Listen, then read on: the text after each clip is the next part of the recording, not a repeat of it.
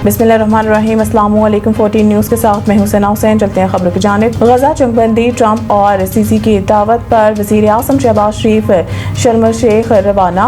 वज़ीर आज़म के हमरा नायब वज़ीर आज़म, वज़ीर ख़ारजा इसहाक़ डार और वज़ीर इत्तलात नशरियात अता अल्लाह तारड़ भी मौजूद हैं। इजलास में अमरीकी सदर डोनाल्ड ट्रंप, मिस्री सदर अब्दुल फ़ातह अल सीसी, अमीर कतर शेख तमीम बिन हमद अल सानी, तुर्किया के सदर रजब तैयब एर्दोगान समेत मुतअद्दिद आलमी रहनुमा शरीक होंगे।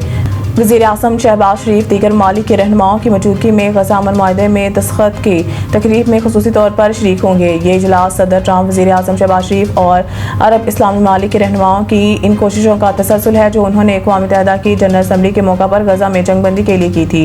इस मौके पर जारी किए गए मुश्तरका एलामिये में वज़ीर आज़म शहबाज शरीफ समेत मुतअद्दिद ममालिक के सरबराहान ने अमरीकी सदर की पेश करदा गजा में पायदार अमन, तरक्की और इंसानी तहफ़्फ़ुज़ के मंसूबे का खैरमक़दम किया। वज़ीर आज़म इस इजलास में शिरकत पाकिस्तान के दरीना मौक़िफ़ की अक्कासी करती है कि फ़लस्तीनी अवाम के हकूक़ के तहफ़्फ़ुज़, जंगबंदी और इंसानी इमदाद की फ़राहमी के लिए हर सतह पर सियासी सफ़ारती कोशिशें जारी रखी जाएंगी।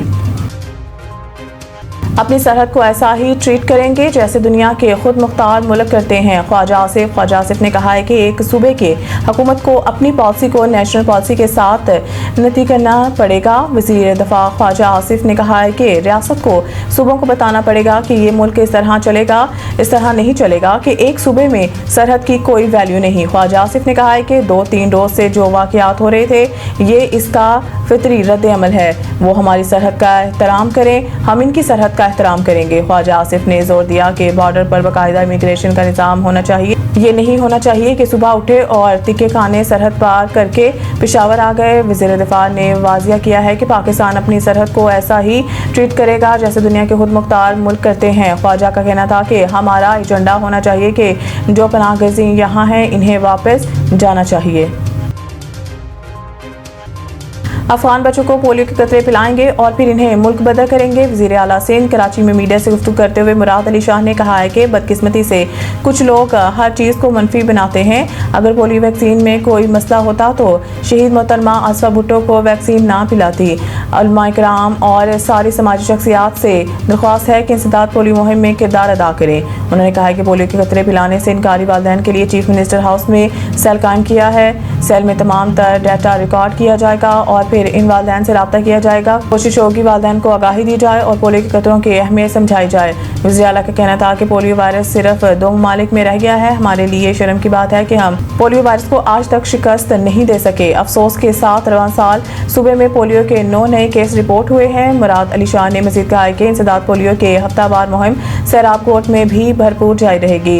अफगानी बच्चों को इंसदाद पोलियो के कतरे पिलाएंगे और फिर इन्हें मुल्क बदर करेंगे। इनका कहना था कि अफगानिस्तान ने बॉर्डर पर हमला किया, इसको जवाब मिल गया है। तमाम सियासी जमातें अपनी फौज के साथ हैं। हमारी सरहदों पर खतरात हैं मगर पोलियो मुहिम को नहीं रोकेंगे। ये भी एक जंग है जो हम लड़ रहे हैं। हमें इन बच्चों को इस बीमारी से बचाना है। मजहबी जमात का एहतजाज। पिंडी में 4 रोज़ बाद तालीमी इदारे खुल गए, तमाम राब्ता सड़कें बहाल। मजहबी जमात के एहतजाज के बायस रावलपिंडी में 4 रोज़ बाद तालीमी इदारे खुल गए हैं। वफाकी दारुल-हुकूमत इस्लामाबाद और रावलपिंडी में बंद की गई तमाम राब्ता सड़कों को खोल दिया गया है, जिसके बाद मरी रोड और दीगर रास्तों पर ट्रैफिक रवां दवां है। दूसरी जानिब रावलपिंडी मरी रोड पर दुकानें और तजारती मराकज़ भी खुल गए। ताहम मरी रोड से फैज़ाबाद जाने वाला रास्ता और Rawalpindi Islamabad metro bus service भी बंद है।